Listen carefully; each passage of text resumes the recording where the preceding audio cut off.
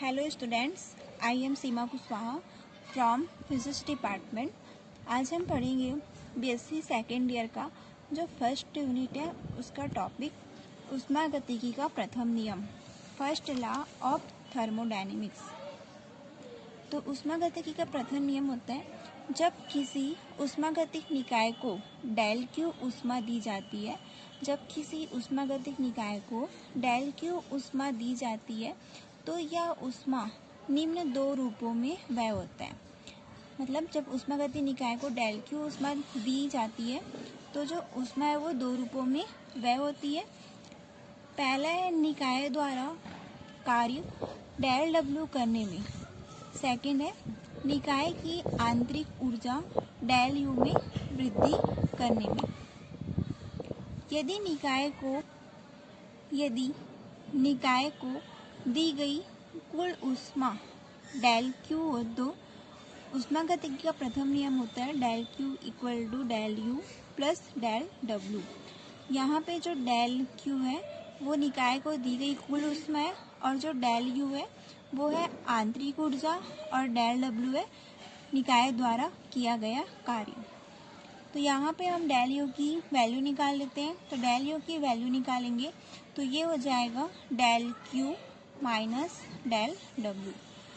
जो del Q minus del W है ये है आंतरिक ऊर्जा में परिवर्तन।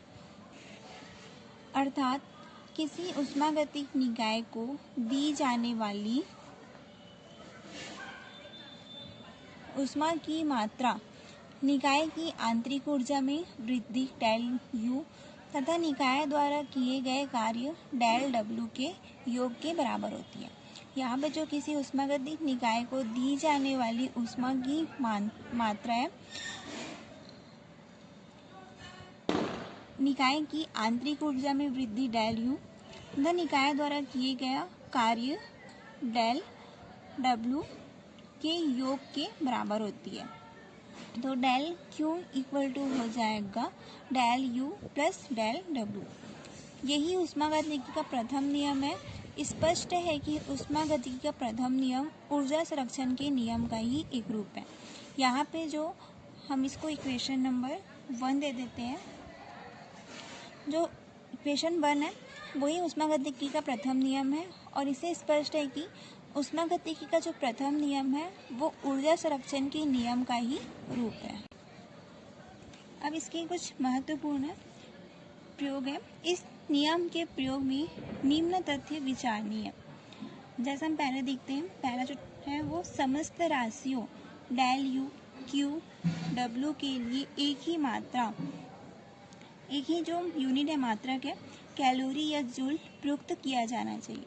मतलब इसमें जो राशि प्रयुक्त हो रहा है जैसे डेल यू क्यू डब्ल्यू उसके लिए एक ही यूनिट जो है कैलोरी या जूल प्रयुक्त करना चाहिए। सेकेंड है जब निकाय को ऊष्मा दी जाती है तो क्यू पॉजिटिव होता है और जब निकाय से ऊष्मा ली जाती है तो क्यू जो है वो निगेटिव होता है। जब सिस्टम है उसे हीट दी जाती है, जब निकाय को ऊष्मा दे रहे हैं तो जो क्यू होता है वो पॉजिटिव होता है और जब सिस्टम से हीट ली जाती है तो जो क्यू है वो निगेटिव होता है। थर्ड है जब निकाय द्वारा काम किया जाता है जैसे आयतन बढ़ने पर तो डब्ल्यू पॉजिटिव होता है।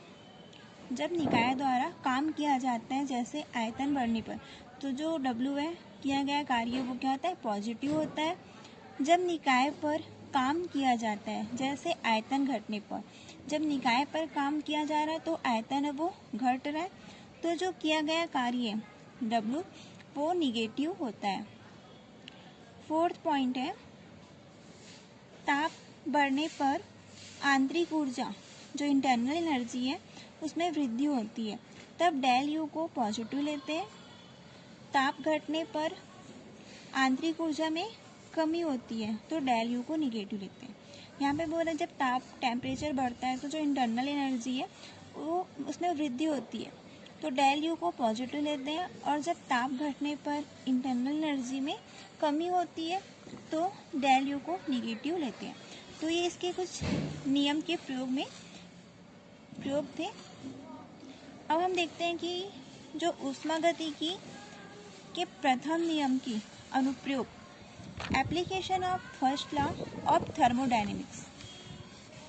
तो फर्स्ट है हमारा चक्रीय प्रक्रम, साइक्लिक प्रोसेस।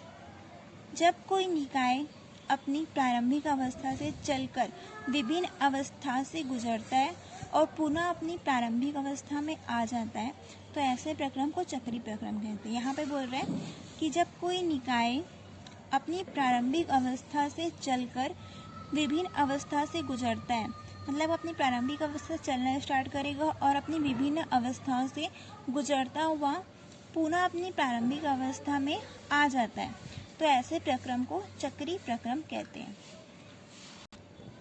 चक्रीय प्रक्रम में, साइक्लिक प्रोसेस में जो इंटरनल एनर्जी है उसमें कोई चेंजेस नहीं होता, कोई परिवर्तन नहीं होता, तो अर्थात जो डेल यू है वो 0 होगा। तो यहाँ पे del Q equal to del U plus W ऊष्मागतिकी के प्रथम नियम से। तो यहाँ पे हम डेल यू इक्वल टू 0 ले रहे हैं प्रथम नियम से, तो यहाँ पे हम रख देंगे डेल यू की वैल्यू रख देंगे। तो यहाँ पे डेल यू की वैल्यू रख दी 0, तो डेल क्यू इक्वल टू हो जाएगा 0 प्लस डब्लू। तो डेल क्यू इक्वल टू आएगा डब्लू। अतः जो गैस को दी गई ऊष्मा गैस द्वारा किए गए नेट कार्य के बराबर होती है। यहाँ पे जो गैस को दी गई ऊष्मा है डेल क्यू, वो गैस द्वारा किए गए नेट कार्य जो डब्लू है के बराबर होती है। तो ये था हमारा चक्रीय प्रक्रम, साइक्लिक प्रोसेस। अब हम सेकेंड टॉपिक देखते हैं, समतापी प्रक्रम। समतापी प्रक्रम में ताप है वो, टेम्परेचर है वो कांस्टेंट रहता है, ताप स्थिर रहता है, अतः निकाय की आंतरिक ऊर्जा में कोई परिवर्तन नहीं होगा और जो सिस्टम है उसकी इंटरनल एनर्जी में कोई चेंजेस नहीं होगा।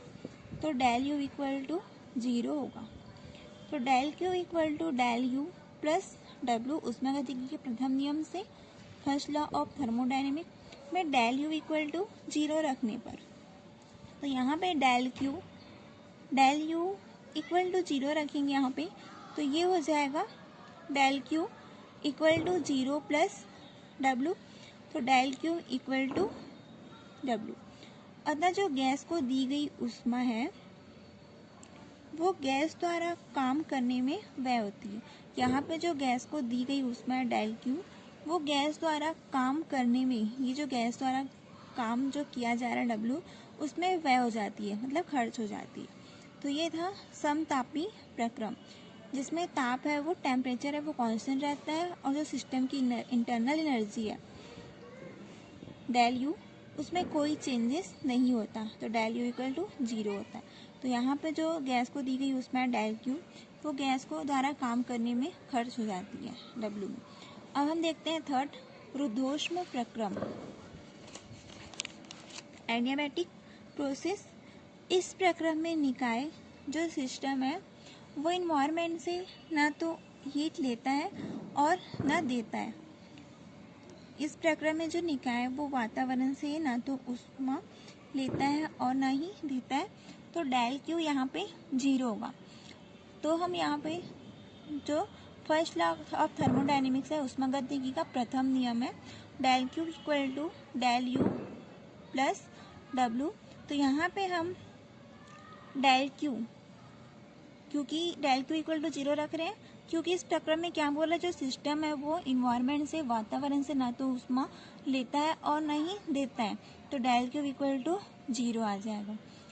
यहाँ पे हम डेल क्यू इक्वल टू 0 रखेंगे, तो यहाँ पे आएगा डेल क्यू की जगह 0 equal to del U plus W. Del U इधर आ जाएगा, उसका पक्षांतर कर लेंगे, equal to minus del W, इसे हम डेल डब्लू भी लिख सकते हैं। तो del U equal to minus del W. यदि कोई कार्य निकाय पर किया जाता है तब डेल यू इक्वल टू होगा माइनस और माइनस डब्लू। यहाँ पे हमारा जो आया था del U equal to minus del W, तो यहाँ पे बोल रहा है कि यदि कोई कार्य वो निकाय पर किया जाता है तब del U equal to minus minus W, तो माइनस माइनस हो जाएगा प्लस डब्ल्यू। आंतरिक ऊर्जा परिमाण में इस कार्य के बराबर घट जाती है। जो आंतरिक ऊर्जा है परिमाण में इस जो कार्य है इस कार्य के बराबर घट जाती है। तो ये था हमारा थर्ड रुद्धोष्म प्रक्रम। अब हम फोर्थ देखते हैं, समदाबी प्रक्रम, आइसोबैरिक प्रोसेस। यदि किसी प्रक्रम के दौरान दाब स्थिर रहता है, यदि किसी प्रक्रम के दौरान जो प्रेशर है वो कांस्टेंट रहता है तो प्रक्रम को समदाबी प्रक्रम कहते हैं। जैसे एग्जांपल है यहाँ पे, जो जल है उसका जम जाना या बर्फ का पिघलना। सेकेंड है जल का वाष्प बनना या वाष्प का ठंडा होकर जल बनना। दो एग्जाम्पल इसके, जैसे जल का जमना या बर्फ का पिघलना। सेकेंड है जल का वाष्प बनना या वाष्प का ठंडा होकर जल बनना। तो ये समदाबी प्रक्रम है जिसमें दाब है वो स्थिर रहता है और इस प्रक्रम को समदाबी प्रक्रम कहते हैं। जैसे यहाँ पे हम देखते हैं कि जो जल है उसका द्रव्यमान है, मास है m, नियत दाब तथा ताप जिसे हम क्वथनांक भी ले रहे हैं पर वाष्प में बदलता है। यहाँ पे जो जल है वो नियत दाब मतलब द्रव्यमान m, नियत दाब तथा ताप पर वाष्प में बदलता है, अतः जल द्वारा जो ली गई ऊष्मा है वो हो जाएगा del Q equal to ml। तो यहाँ पे जो जल का आयतन है वो V1 है। माना जो जल का आयतन है V1 है तथा इसमें बनी वाष्प का आयतन है V2, तब जल द्वारा V1 आयतन से V2 आयतन के फैलने में, यहाँ पे जो समदाबी प्रक्रम है उसमें जो जल का द्रव्यमान हम लिए थे m और नियत दाब तथा ताप पर वाष्प में बदलता है, अतः जल द्वारा जो ली गई ऊष्मा थी del Q equal to ml। अब यहाँ पे हम जो जल का आयतन है उसको मान रहे हैं V1 और इसमें जो बनी वाष्प का आयतन है वो है V2, तब जल द्वारा V1 आयतन से V2 आयतन तक फैलने में नियत दाब P के विरुद्ध किया गया कार्य। तो W इक्वल टू हो जाएगा P into del V। P into del V की वैल्यू रख रहे हैं हम यहाँ पे, जो आयतन है वो V1 आयतन से V2 आयतन तक फैल रहा है, तो नियत दाब P के विरुद्ध किया गया कार्य। तो यहाँ पे हम डेल V इक्वल टू लेंगे V2 माइनस V1।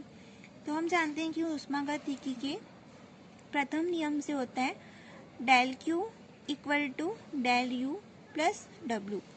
तो यहाँ पे हम डेल U की वैल्यू रखेंगे, डेल Q की वैल्यू रखेंगे ml। तो यहाँ पे डेल Q की जगह आ जाएगा ml equal to del U, ml equal to del U plus, अब हम W की वैल्यू रख दिए P V2 माइनस V1। जो वाष्प की आंतरिक ऊर्जा में वृद्धि है वो हो जाएगा डेल U, इसको इधर ले आएंगे, ये पूरे चीज़ को P V2 माइनस V1 को इधर ले आए, पक्षांतर किए, तो ये हो जाएगा del U equal to ml minus P V2 minus V1।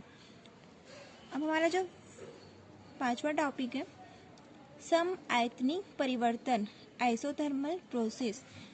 इसमें हम देखते हैं कि यदि किसी प्रक्रम के दौरान निकाय का आयतन नियत रहता है, यदि किसी प्रक्रम के दौरान जो सिस्टम है उसका वॉल्यूम कांस्टेंट रहता है तो उसे आइसोथर्मल प्रोसेस कहते हैं, समआयतनिक प्रक्रम कहते हैं। आयतन में परिवर्तन नहीं होता है, अर्थात W इक्वल टू होगा P इंटू डेल V, जो हम फोर्थ में लिए थे समदाबी प्रक्रम में। तो समआयतनिक में W equal to P into del V, यहाँ पे आयतन में कोई परिवर्तन नहीं हो रहा है तो डेल V इक्वल टू 0, तो P इंटू 0 इक्वल टू 0 आ जाएगा। तो ऊष्मागतिकी के प्रथम नियम से हम देख चुके हैं कि डेल U इक्वल टू होता है del Q minus del W। तो यहाँ पे जो डेल W है वो 0 आ जाएगा, तो del U equal to del Q, del U equal to यहाँ पे आ जाएगा डेल Q। स्पष्ट है कि निकाय को दी गई संपूर्ण ऊर्जा उसकी आंतरिक ऊर्जा को बढ़ाने में व्यय होती है। तो हम जो ऊष्मागतिकी का जो प्रथम नियम है उसमें हमने जो उसके अनुप्रयोग पढ़े, उसमें हमने पहले पढ़ा चक्रीय प्रक्रम, फिर समतापी प्रक्रम, थर्ड रुद्धोष्म प्रक्रम, फोर्थ समतापी प्रक्रम, और जो पांचवा हम पढ़े वो था समायतनिक परिवर्तन।